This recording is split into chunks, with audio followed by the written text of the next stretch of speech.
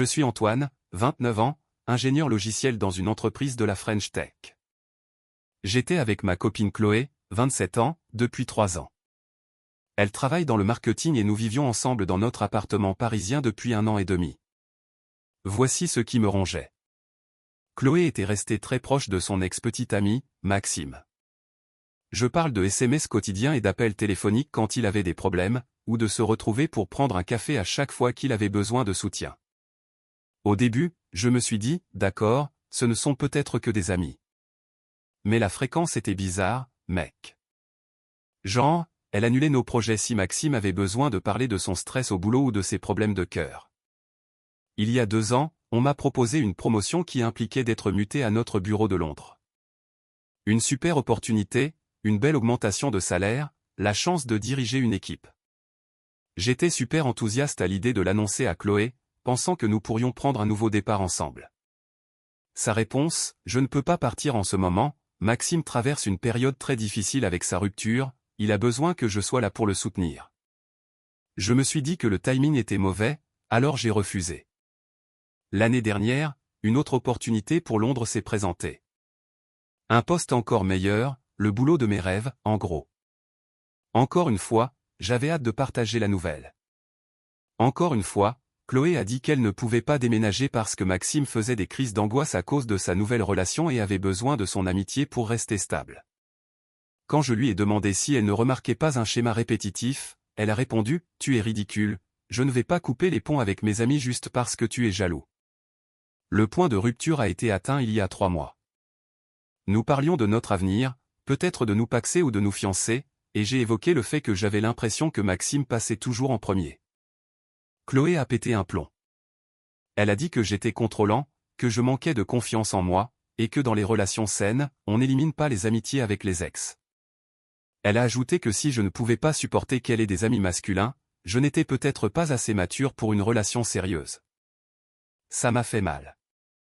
Je ne vais pas mentir, ça m'a fait me demander si je n'étais pas effectivement déraisonnable.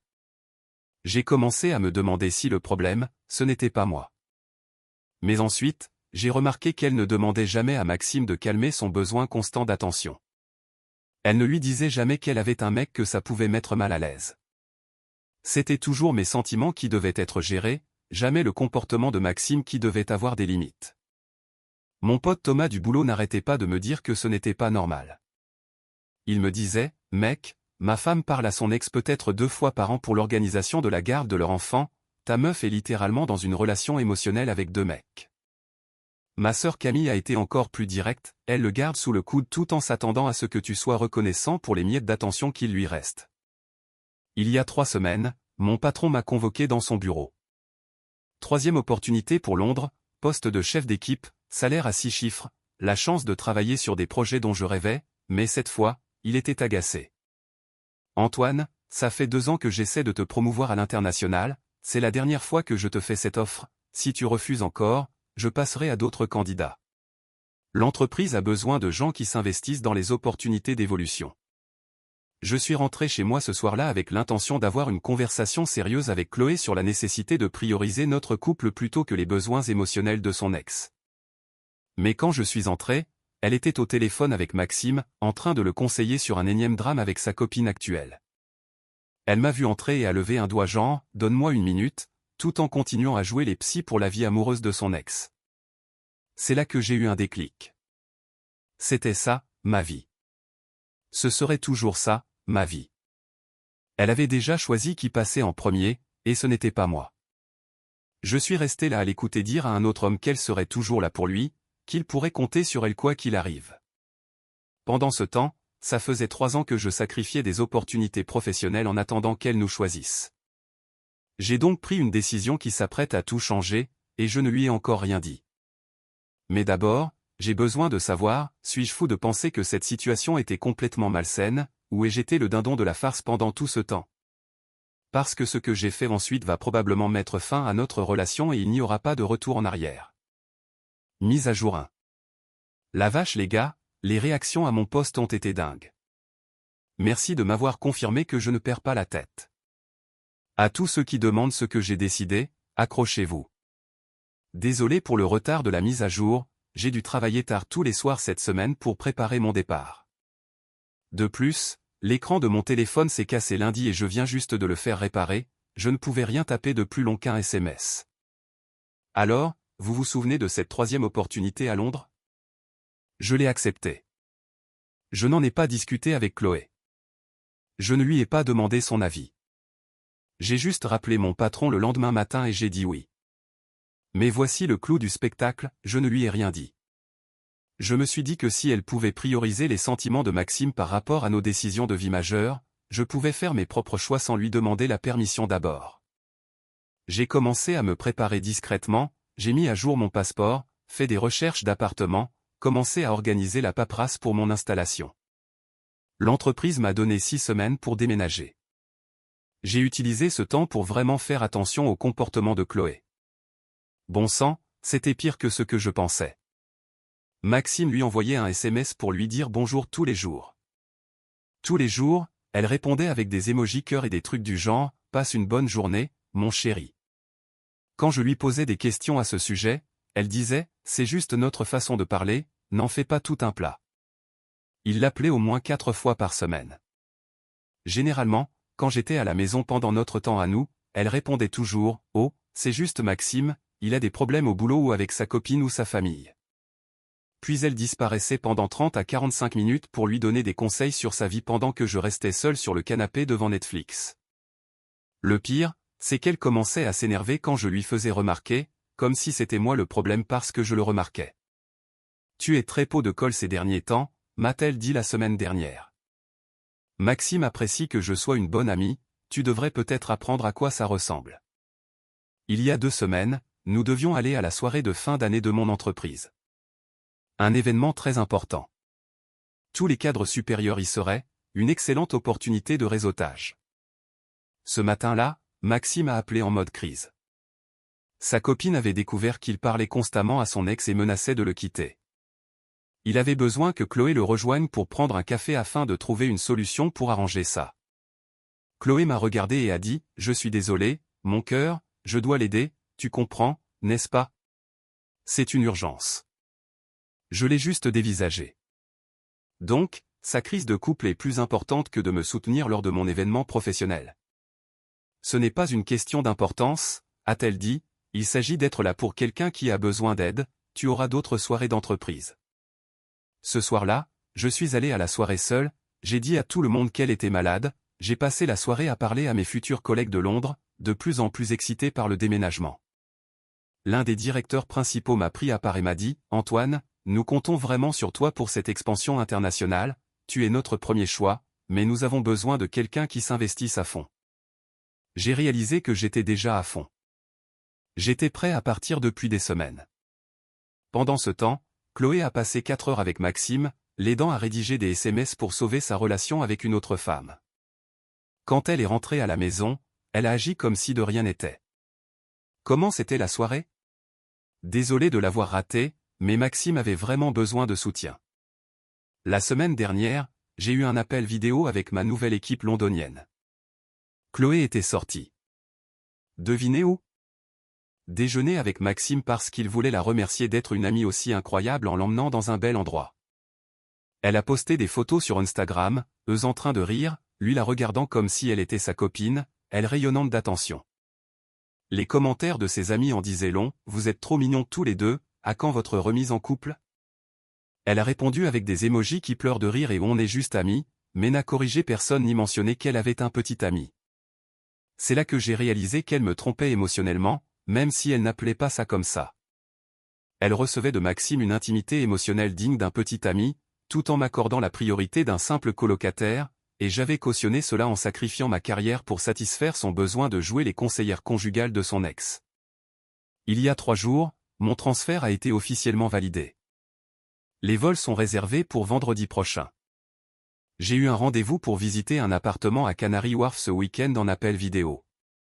Mon nouveau patron m'a envoyé un kit de bienvenue avec des guides de Londres et des recommandations de restaurants, mais je n'ai toujours pas dit à Chloé que je partais. Voici pourquoi, je veux voir comment elle va réagir quand les conséquences vont lui tomber dessus. Pendant 3 ans, j'ai été le petit ami conciliant qui ajuste sa vie en fonction de la relation avec son ex. J'ai été compréhensif pendant qu'elle confondait totalement ses priorités. Je suis curieux de voir ce qui se passera quand elle réalisera que j'ai arrêté de demander la permission pour vivre ma vie. C'est ce soir que je lui dis. Maxime doit venir dîner demain parce qu'il traverse une mauvaise passe et a besoin du soutien de son ami. Elle a demandé si ça me dérangeait de cuisiner pour 3 parce qu'elle voulait l'aider à se sentir mieux. J'ai dit, bien sûr, pas de problème. Ce que je n'ai pas dit, c'est que Maxime pourra noyer son chagrin dans la nourriture tout seul parce que je serai en train de chercher un appartement à Londres sur FaceTime. C'est soit la chose la plus intelligente que j'ai jamais faite, soit ça va être le week-end le plus dramatique de ma vie. Probablement les deux. Je vous tiendrai au courant après avoir lâché la bombe. Mise à jour 2, les gars. C'est quoi ce délire? Je pensais savoir à quoi j'avais affaire. J'avais tellement tort. J'ai été super occupé. J'ai pris l'avion pour Londres jeudi pour visiter des appartements. Je suis rentré hier. Le Wi-Fi de l'hôtel était catastrophique, donc je n'ai pas pu faire de mise à jour avant maintenant. Mercredi soir, j'ai parlé à Chloé du travail. Je ne lui ai pas posé la question, je lui ai affirmé. J'ai accepté le poste à Londres.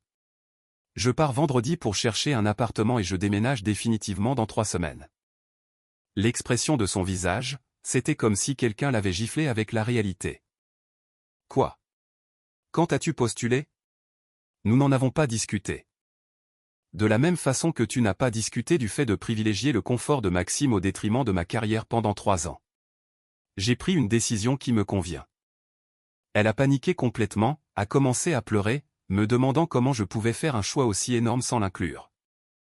J'ai dit, de la même façon que tu m'as inclus quand tu as décidé que les besoins émotionnels de Maxime l'emportaient sur mes événements professionnels, nos soirées en amoureux et mes opportunités de carrière. C'est complètement différent, Maxime est mon ami, il a besoin de soutien.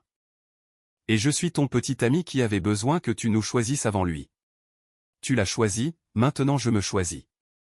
Elle m'a supplié de reconsidérer ma décision. A promis que nous pourrions imposer des limites à Maxime. Trop peu, trop tard. Je lui ai dit que j'en avais marre de tenir la chandelle dans ma propre relation. Jeudi matin, elle m'a conduit à l'aéroport, pleurant toujours, demandant si nous pouvions mettre notre relation sur pause jusqu'à ce qu'elle règle les choses. Je lui ai dit que nous pouvions la mettre sur pause définitivement parce que j'avais fini d'attendre qu'elle comprenne ce qu'est la loyauté de base. Londres était incroyable, au fait. J'ai trouvé un super appartement avec vue sur la Tamise, j'ai signé le bail, j'ai rencontré ma nouvelle équipe. Tout semblait à sa place d'une manière que je n'avais pas ressentie depuis des années. Mais voici où ça devient dingue. Quand j'ai atterri de retour à Paris hier, j'avais 47 appels en absence et environ 200 SMS. Pas de Chloé, mais de son amie Julie, de ma sœur Camille, et même de mon pote Thomas. Tout le monde essayait de me joindre à propos de la situation. Il s'avère que pendant que j'étais à Londres, Maxime est passé à l'action. Mercredi soir, après mon départ pour l'aéroport, il est venu pour leur dîner prévu, a apporté du vin, des fleurs pour remercier Chloé d'être une amie si incroyable. Elle était émotive suite à notre dispute, vulnérable, se sentant probablement abandonnée. Selon Julie, qui a entendu cela de la bouche de Chloé, Maxime lui a dit qu'il avait toujours regretté leur rupture, que la regarder être si attentionnée et loyale lui avait fait réaliser qu'elle était la femme de sa vie qu'il avait laissé filer. Il a dit qu'il essayait lentement de la reconquérir pendant tout ce temps, que les contacts constants n'étaient pas parce qu'il avait besoin de soutien. C'était pour rester connecté jusqu'à ce qu'elle réalise qu'ils étaient faits l'un pour l'autre. Puis il l'a embrassée. Mais attendez, il y a mieux. Chloé, apparemment sous le choc, l'a interrogé sur sa copine actuelle. Maxime a ri et a dit qu'il avait prévu de rompre avec elle de toute façon, qu'elle n'était qu'un bouche-trou en attendant que Chloé soit à nouveau disponible.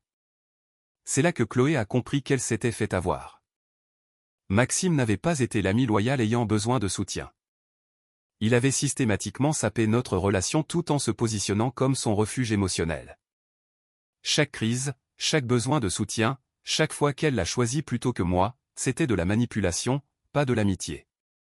Elle l'a mis à la porte, puis a passé la nuit de jeudi à m'appeler en pleurant, tombant sur la messagerie parce que j'étais dans l'avion, a laissé des messages me suppliant de la rappeler, disant qu'elle comprenait enfin ce que j'essayais de lui dire. Qu'elle était désolée de ne pas avoir vu les véritables intentions de Maxime.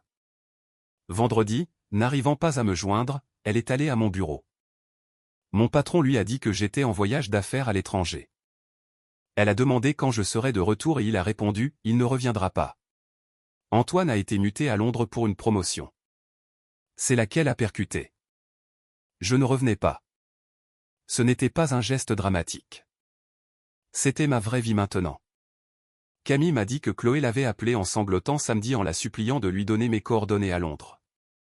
Elle disait qu'elle avait besoin de s'excuser, d'expliquer qu'elle voyait enfin à quel point elle avait eu tort, qu'elle voulait se battre pour notre couple.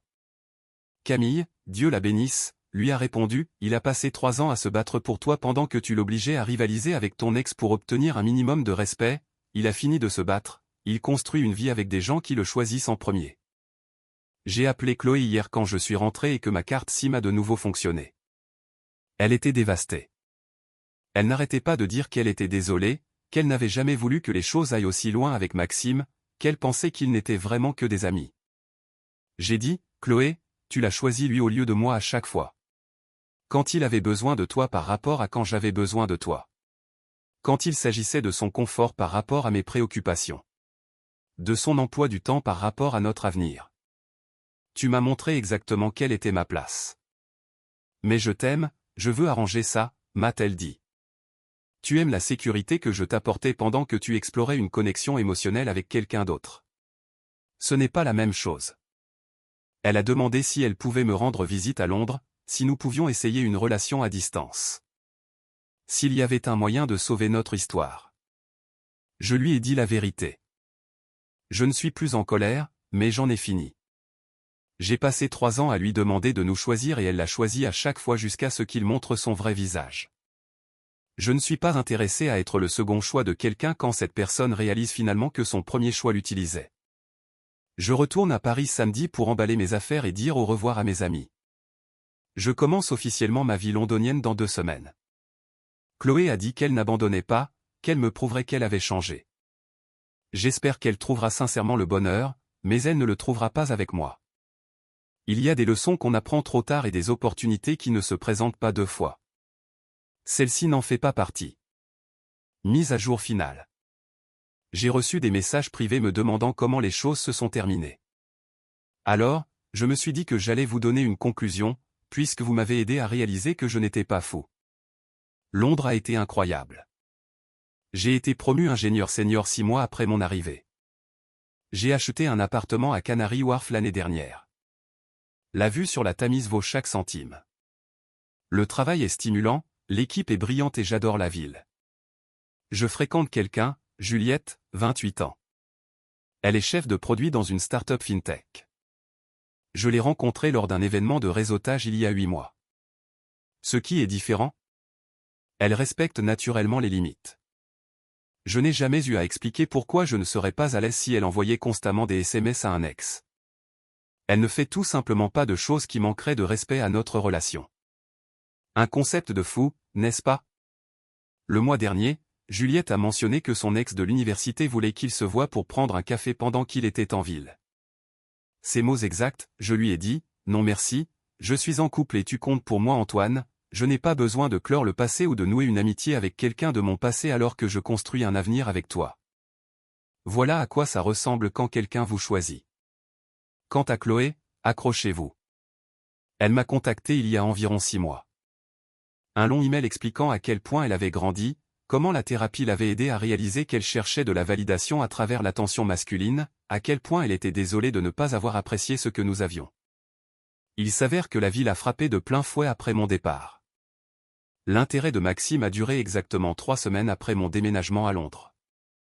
Une fois qu'il a réalisé que Chloé était réellement disponible, il s'est désintéressé. La psychologie classique de la chasse. Il la voulait quand elle était prise, mais quand elle s'est retrouvée libre et intéressée, l'excitation a disparu. Il a commencé à trouver des excuses pour éviter de la voir, puis a fini par faire le mort complètement. Les performances au travail de Chloé en ont souffert pendant qu'elle gérait les retombées émotionnelles. Elle avait passé tellement de temps à gérer les drames de Maxime qu'elle avait négligé sa propre carrière. Elle a été écartée d'une promotion à 2 reprises. Elle a finalement dû accepter un poste inférieur juste pour garder un emploi. Le stress financier était réel. Elle partageait les frais avec moi depuis des années et a soudainement dû assumer seule un loyer entier. Elle est retournée vivre en colocation, puis finalement chez ses parents quand elle n'a plus pu se payer les loyers parisiens. Mais voici la cerise sur le gâteau. Elle voulait visiter Londres et voir si nous pouvions renouer. Elle a dit qu'elle avait retenu la leçon sur les priorités et l'engagement. J'ai été poli mais clair. Je lui ai souhaité bonne chance, mais j'avais complètement tourné la page. Je n'étais pas intéressé par l'idée de retourner dans une situation qu'il m'avait fallu des années pour fuir. Elle ne l'a pas bien pris. Elle a commencé à commenter mes posts Instagram en disant que Londres avait l'air solitaire, que la réussite professionnelle ne signifiait rien sans quelqu'un avec qui la partager. Je l'ai bloquée. Aux dernières nouvelles, par l'intermédiaire d'amis communs, elle est toujours célibataire, vit toujours chez ses parents et occupe un poste de débutante en marketing. Je n'essaie pas d'être cruel, c'est juste la réalité quand on brûle les ponts avec des gens qui s'étaient sincèrement engagés envers vous. Juliette et moi parlons d'emménager ensemble le mois prochain. Elle a rencontré ma famille par appel vidéo et ils l'adorent. Nous prévoyons d'aller à Paris à Noël pour qu'elle puisse rencontrer tout le monde en vrai. La vie est belle quand on est avec quelqu'un qui vous choisit naturellement plutôt qu'avec quelqu'un qu'on doit convaincre de faire de votre relation une priorité. À tous ceux qui ont affaire à un partenaire qui qualifie vos limites raisonnables de comportement contrôlant ou d'un manque de confiance en soi, ils vous disent en fait qu'ils veulent l'autorisation de franchir ces limites. Quand quelqu'un vous montre qui il est à travers ses choix, croyez-le la première fois. Ne sacrifiez pas votre carrière en attendant que quelqu'un comprenne ce qu'est la loyauté de base. La bonne personne sait comment respecter votre relation sans avoir besoin d'un mode d'emploi. C'est tout.